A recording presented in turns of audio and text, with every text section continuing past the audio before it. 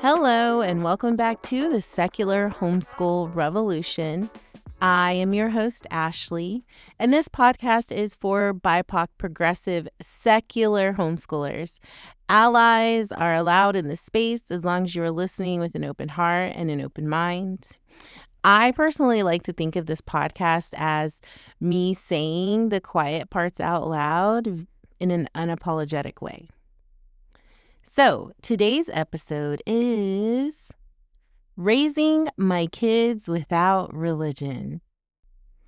I don't feel like this is a personal conversation anymore because it's not just about my childhood, where I was raised with a very liberal mom who exposed us to a variety of religions, or my husband's religious trauma, or us choosing a different path for our kids. This is about the political climate that we're living in right now, where politicians are weaponizing Christianity. Parental rights has been coded for censorship, control, and indoctrination. We have these policy lawmakers who are trying to sneak religion in the back doors of public education and no longer believe in the separation of church and state. There's this Christian nationalism on the rise, and Black and brown kids are caught in the middle of systems that want obedience and not liberation. And we have communities, entire communities, who are being pushed into silence under this idea of quote unquote family values. So we are actively watching people use religion as a policy tool, a curriculum filter, a public identity, a political identity, a weapon, a shield, censorship, oppression, which has always been used for oppression, and just fear and shame. And I think the craziest part of all this is people are doing it with the utmost audacity and calling it protecting children. And protecting whose children? From what exactly? Because when I'm looking at it and I'm looking at what's happening, I see patterns, right? They don't want our kids to be educated. They want them to be controlled. They don't want critical thinkers. They want the kids to be compliant. And liberation is something you're not supposed to say out loud. Equity isn't something you're supposed to say out loud. Inclusion is a naughty word now because they want us silenced. So when I'm saying me and my husband are raising our kids without religion, it's not just a parenting choice for us. And this was something, I'll get into it a little bit more in a bit, but we've thought really deeply about this. It's a political stance. It's a cultural stance. It's a protective stance. And it's a protective stance in this climate where religion is being used to literally roll back and take away people's rights. It's erasing history. We're censoring people. We're censoring the truth. And we're policing bodies, especially BIPOC bodies. And in the middle of all this, I'm choosing to raise kids, to ask the hard questions, to think for themselves, to understand manipulation, to know their full history, and to resist shame culture. And we recognize when someone is using faith as a leash instead of a lifeline. So yeah, this conversation matters. It matters right now more than ever, because if we don't talk about it, somebody else is going to create and shape the narrative for us. And we're going to be loud. We're going to take up space. We're not going to let that happen. So let's get into why raising my kids without religion is not only personal, but it was a necessary choice.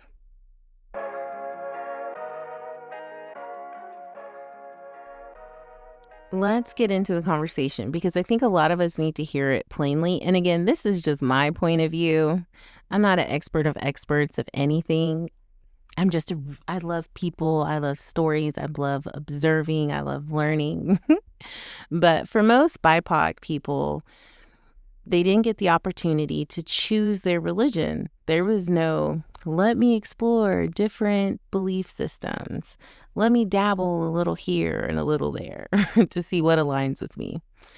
They were just born into it and handed and were expected to absorb all of the things about this one religion and never had the opportunity to think for themselves.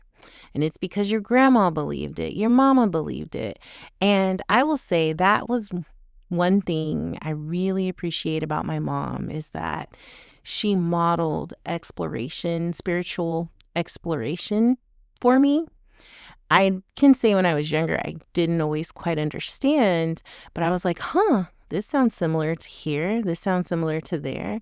And my grandma, which was her mother, who was a Catholic, and her mother was a Catholic. I don't think my grandma, my Momo, handled it well. And when my mom was away in Desert Storm, I remember my grandma taking me to like down by the border in Mexico and going to pray the Virgin Mary there and do the rosary. And she posted a picture of my mom and they lit candles and my grandma getting after me about sitting still and do this and do that. But anyway, it was an interesting dynamic because my grandmother, even right before she died, she asked me if I would be Catholic, and I disappointed her and I apologized, but rest her soul. But I just couldn't just take it and believe it. I didn't want to look at religion as like this inherited family tradition, right? Because it was never presented as an option. It was only presented as this is the only truth and you have zero space to ask any questions. And when you grow up in that kind of environment, you don't get to figure it out like what you believe. You just learn how to survive the expectations. And you see this pattern start young, especially with baptisms. Man, let me talk about this for a second because this one gets me. Parents will post these like video clips or these pictures of their 7, 8, 9, 10, 11, 12, 13-year-old, getting dunked in the water, soaking wet and smiling, saying, I'm so proud of my baby for choosing to give their life to the Lord and Savior Jesus Christ. That's a big decision.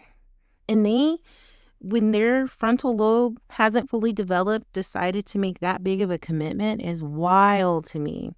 So you're saying your child who chooses their cereal based on who's on the box fully understands their commitment of eternal salvation. Like the sins, the doctrine, just the overall lifelong commitment. No, they didn't. They didn't choose God. They chose whatever made their parents proud, whatever their social peer pressure was, whatever their youth pastor was encouraging. They chose the thing that their entire environment told them was right. They chose safety. They chose acceptance. And honestly, they choose you, not God. And this myth that makes kids these huge, it's this myth that kids make these huge spiritual decisions entirely on their own is wild. That is not autonomy. That is pressure. That is pressure. That is peer pressure, right? Parental pressure, peer pressure, social pressure that y'all put wings and a halo on with a whole lot of shame. And in BIPOC families, that pressure is so dynamic. It's layered in so many ways. It's culture, community, expectations, generational patterns, and act like you've been somewhere. Don't embarrass the family. And that aligns with why a lot of people, and my husband was helping with this, but a lot of them is you hear phrases like fix your face before God sees you. Don't question grown-ups. He sees everything you do. Respect your elders no matter what. God doesn't like ugly. This is not spiritual nurturing. It is literally emotional abuse. It is emotional containment.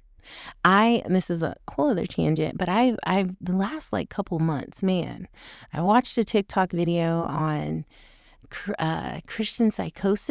Christianity psychosis. Oh, I cannot stop. I've been on Reddit threads. I'm watching YouTube documentaries on it. So I'm probably there's a couple of books. Once I decide on a book to really deep dive in, I'll share it with you guys. But anyway, let me get back on topic. So when you're giving them this much pressure and doctrine, you're doing a thing called behavioral control. And then you're using the Bible to manipulate that control. And then you're throwing words out like discipleship. That's shame. Stop shaming them babies. Because religion historically, especially within the BIPOC community, culturally has silenced us, suppressed us, given us trauma, fear, forced obedience, forced respectability, and the constant threat of God is watching. And another wild part for me is half of us are in therapy today trying to unlearn the things we were told that was for quote unquote our own good. So no, I'm not replicating that in my house. I'm not handing my kids this inherited fear and it's cosplaying as faith. I'm not going to congratulate myself because a child who can't even fully articulate their feelings made this big spiritual decision. My kids get to grow into whatever beliefs make them feel seen, what makes sense to them. Not the one someone forced on me, forced on them, not the one someone expected me to pass down that probably was inherited or given to my family back in slavery. That is not a tradition I want to keep going through down my bloodline.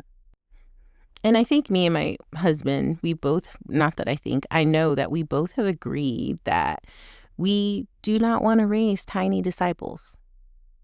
We don't want them to be worried about disappointing Jesus and God.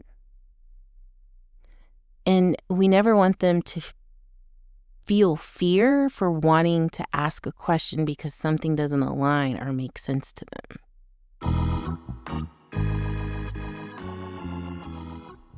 Ooh, I want to talk about being church hurt really quickly. Because I feel like this gets dismissed a lot, especially in BIPOC communities. When people talk about their religious trauma, people really are out here playing in people's face, downplaying that shit. Like, oh, you're just being church hurt. Try other churches. Not all churches are that way. You're being dramatic. You're overreacting. You're being sensitive. And it is wild how they just try to shrink your experience down to one single bad moment. But religious trauma is not about one incident. It's about a pattern. It's about a system. It's about a whole culture of harm. And for instance, my husband didn't leave church because someone gave him a dirty look. He didn't walk away because he had one bad sermon or he was shamed one time. It was not just one church member. It was a collective experiences. Y'all, okay. So this is a tangent. When we first started dating, he was in church. And so he invited me and I was like, sure, because I really love gospel music. I don't listen to it on a regular, but it's something I reminisce. There's nothing that compares to a gospel choir. But anyway, I was like, sure, I'll go.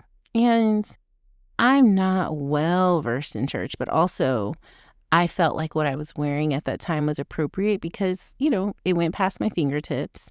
And if you don't know me, I am a very thick, voluptuous girl. Woman. I'm not a girl, I'm a woman. And I've always been heavy on the thighs. And so we walk in, the usher gives me like this cloth, like a napkin, a linen napkin. And I was like, oh, that's nice. What, I didn't know how to mentally prepare myself for that.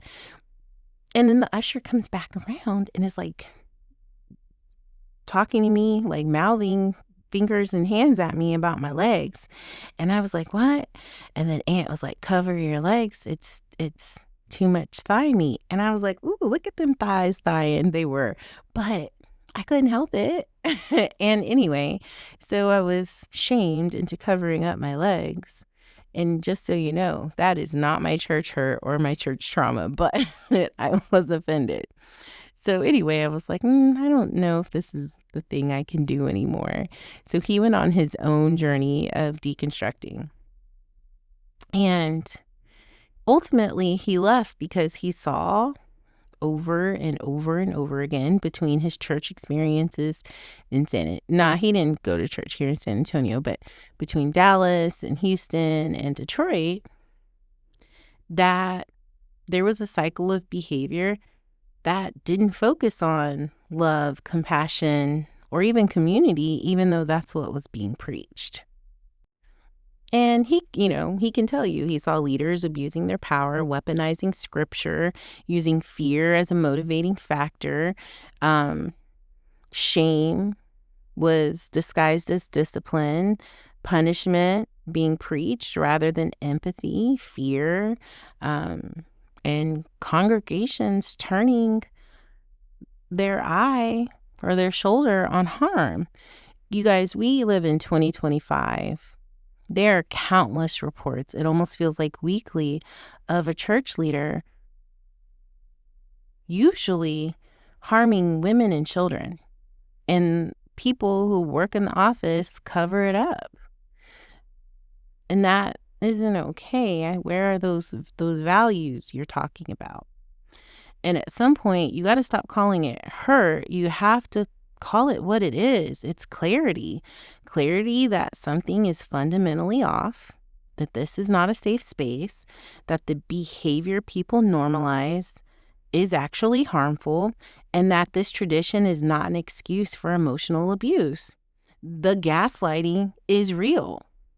And I feel like the second you name the pattern, here comes people using Bible verses of deflection, and they're trying to tell you maybe your heart wasn't right. You need thicker skin. That was the Lord's will. You letting people ruin your relationship with God.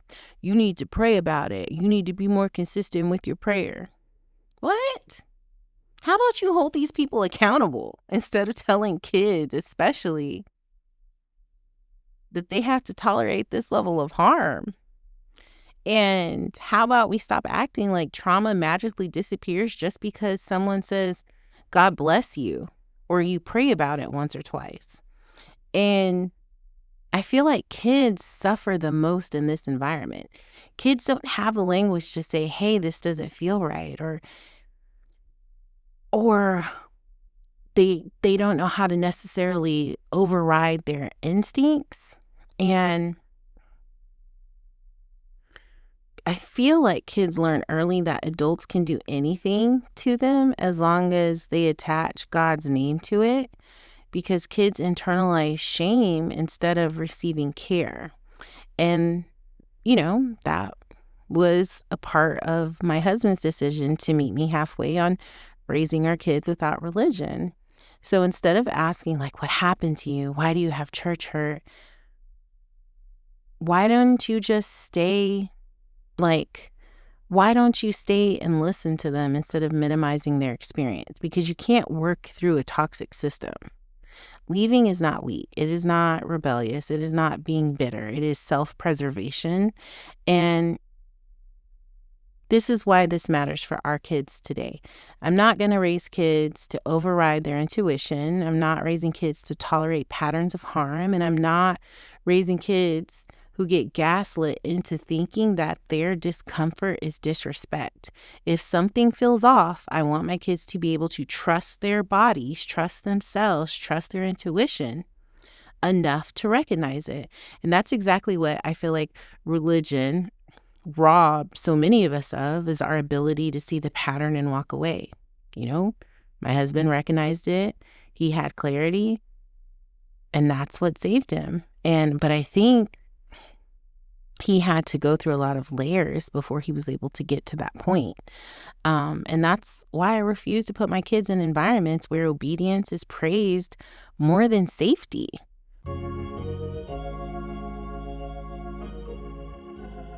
So let's talk about Christianity, Ethiopia, Africa, why the "it was already there" argument does not save anything for me. Okay, so let's address it. When people will tell you, like, it's this that, like, when people say, but Christianity existed in Africa before colonization, and Ethiopia had Christianity since ancient times. Like, they say that with their chest, like they proved a point, like it is a rock solid point. And yes, Ethiopia has ancient Christian traditions. Yes, that is historically documented. But you have to unpack that, because I don't think people ever mention that Ethiopia is one country. Africa has 54 countries with thousands of ethnic groups and thousands of independent spiritual systems. So you can't use one nation's religious history to claim Christianity is naturally African. Because Ethiopian Christianity was not untouched, or it wasn't isolated. It evolved, right, through trade, migration, political alliances, cultural experiences. So it was not the same Christianity that colonizers used. It just wasn't. Just like Africans' version of slavery was nowhere near dehumanizing as colonizers' version of slavery was or is. Did y'all see those two idiots from Dallas?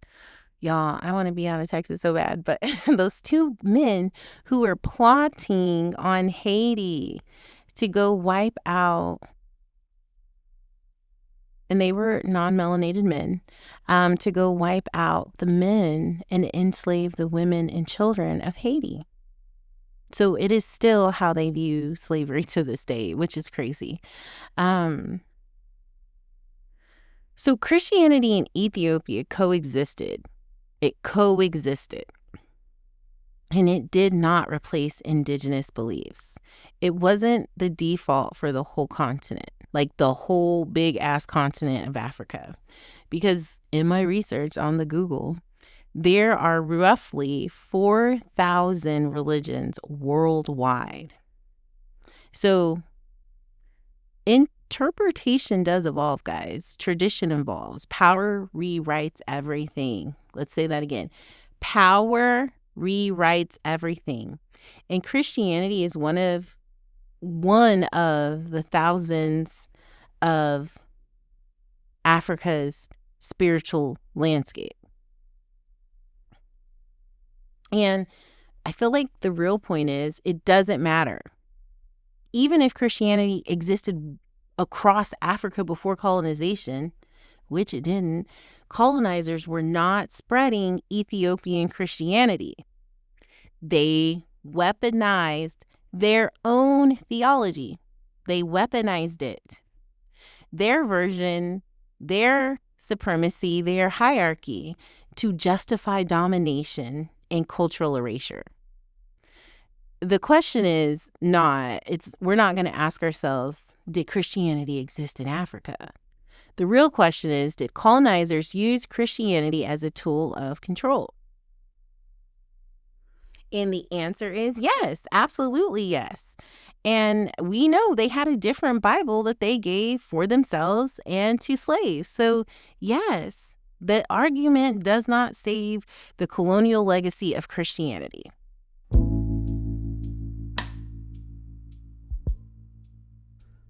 Oh, and I want to give a shout out, a special shout out to problematic missionaries. Because while we're here, why not? So, yes, they, they're considered like the spiritual influencers, the original OG influencers. And these people showed up uninvited. Like, we are here to save you from yourselves. Our way is better. You are going to forcibly take what we are giving you. And I'm like, save us from what? From our culture, our language, our spiritual systems that have existed thousands of years before you even experienced us. And missionaries walk like what is it? They just like barged in and they had a Bible in their hand and they had supremacy in the other hand. And they didn't ask what communities believed or why they believed it. They didn't respect them enough to even learn or listen about it.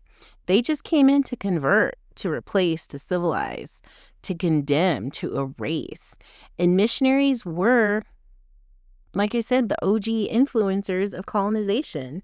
And that's where like the soft launch of like taking over spaces started, was with the missionary. So if you were an ally and you were a missionary, you especially if you're white, have a deep issue with white saviorism. And before you can call yourself a proper ally, there's some deep rooted work that needs to happen, because the missionary work is still very much the same mission from hundreds of years ago to now. And to the missionaries who believe that their way was the only way, we did survive you. We remember what you did. We know what you did. And we're raising kids who don't fall for savior complexes dressed up as service. Y'all, there was this book, and it was such a good book, and me and my kids cannot remember the title of it. But it was, and I looked up like Black girl fantasy. So it was about this little Black girl who lived in Africa and believed her parents passed away. So she was forced to go live with an aunt. And the aunt was like mean and cruel. And they lived in like this magical, like foresty area that the trees glowed. And she didn't know she had powers yet.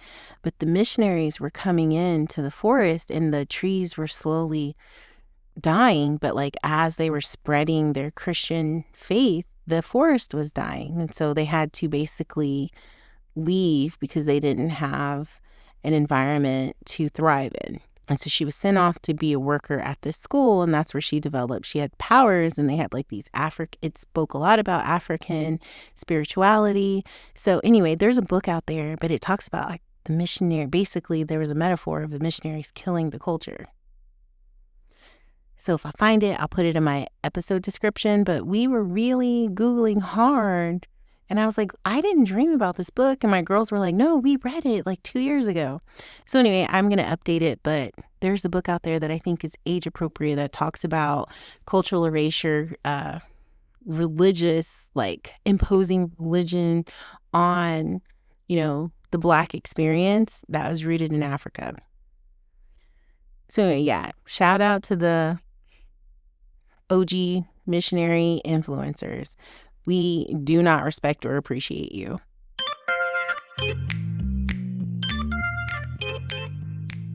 I just decided this whole episode was just going to be a full rant. So the reason why this is political, because there has been a lot of conversations, I know here in Texas, where the 10 Commandments is passed. I know in Oklahoma, their superintendent is ridiculous, but or the guy that's over education, he was trying to raise money to get the Trump Bibles in class. So then that's when we're in politics here. When we are forcing religion into public schools that are funded by taxpayer dollars, things get political. So I want to be clear. I want to be a little spicy, or at least loud. I would have a major frickin' issue with the Ten Commandments being forced on my kids. Not a small issue, not a, oh, that seems odd, or, oh, they don't really understand or they're not going to digest it. I don't want that indoctrination. And so that's why I think the idea of putting my kids back in public school would be really hard for me to digest. I know here in Texas, there's a lot of lawsuits with TEA or the state of Texas about the Ten Commandments. So some districts currently don't have it because of the lawsuits. But still, I feel like people treat the Ten Commandments like it's the gold standard of morality. And it's supposed to be the blueprint of raising good people. And I feel, in my own opinion, that the commandments have nothing to do with ethics. I feel like the list is about controlling beliefs, worship, loyalty, thought, and how you relate to authority, how you succumb to authority. And I don't think that's has anything to do with morals. I think that is part of like the censorship, surveillance culture. And the biggest thing is that they don't teach empathy. They don't have a commandment about consent, about justice, about community care, about equity, about harm reduction. And I feel like those are the things we actually need to raise good humans. Oh, how about compassion, accountability? Yeah, let's put that on a list. And you know who has that list? The universal Unitarians. You need to check them out because that is the list that we need if we're talking about a gold standard of people. Okay, so here are the 8 principles of Unitarian Universalism. Everyone is important. Be kind in all you do. We are free to learn together. We search for what is true and fair. All people have a vote. We work for a peaceful world. We must care for our planet Earth, the home we share with all living things. And we work together for diversity and act against racism and oppression. That would be a blueprint if I was to follow a practice of what I think is a good person. And these align with my family's values. So if you didn't know about them, check them out. And this was the 8 principles of Unitarian Universalism.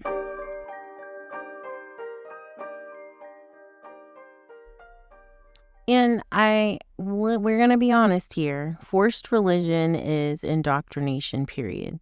So if the 10 Commandments get pushed into schools, especially in states like Texas, that is not about values. That is purely about Christian nationalism, power, cultural dominance, identity control, pushing an interpretation, a very narrow view of interpretation of Christianity, and silencing secular and multi-faith families.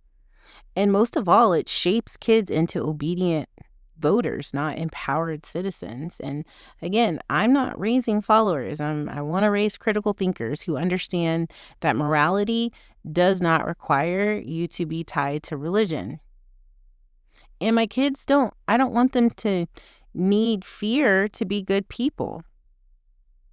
And I feel like the idea that kids must be scared into behaving is a red flag because kids behave when their needs are met, when they understand impact, they feel safe and connected and have adults, a community of emotional literacy. They have autonomy and they're not being shamed because fear produces compliance. And if you give your kids connection, they'll have good character. And again, I don't believe the 10 Commandments make better people.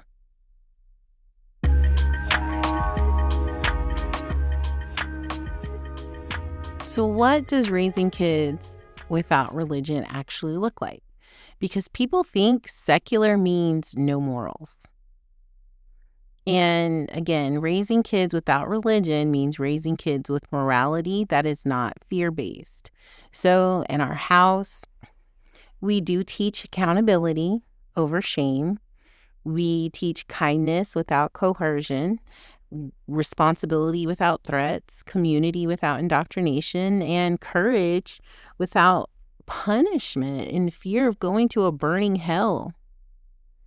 And we apologize to our kids for understanding impact and not just checking a box. So secular does not mean empty. It means ethical, intentional, and most of all, rooted in liberation.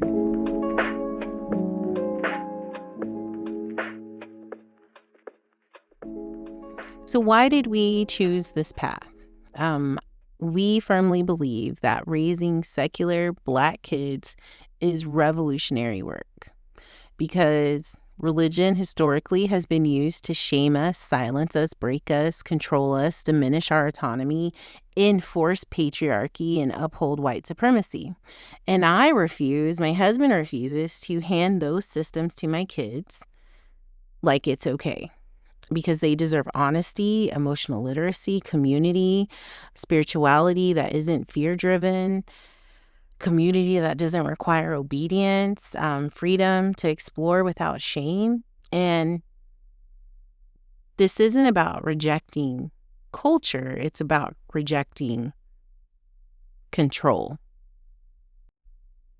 And I do understand when you're raising your kids differently or going against the norm, it can feel ostracizing sometimes. And because my kids when they were at least younger, didn't know like religion was a lot of people's norms, they didn't handle things, I guess, in the most eloquent way, or it was just me feeling embarrassed. So I remember we went to a birthday party and someone was gonna say grace before everyone started eating, and they told my kid to put her head down to pray, and she goes, "Pray? What is that?" And then it evolved into, my mom said we don't let everyone pray for us. And then it evolved to, we don't believe in that.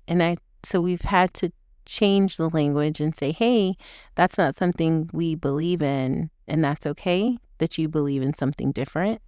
And what I will say is, in those conversations, and the few conversations my kid has had where that's happened, I feel like there was some shame trying to be pushed on them, like, why not? You should, or this is gonna happen if you don't. What's wrong with your mom?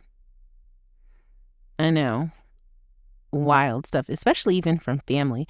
My husband's sisters are all really heavily involved in church, and so us not being the church going folks is sometimes hard, but I'm like, hey, if you like it, I love that for you. And you can just tell people that, like, hey, you don't like that I don't go to church, but you do. I love that for you. You like it. I love that for you.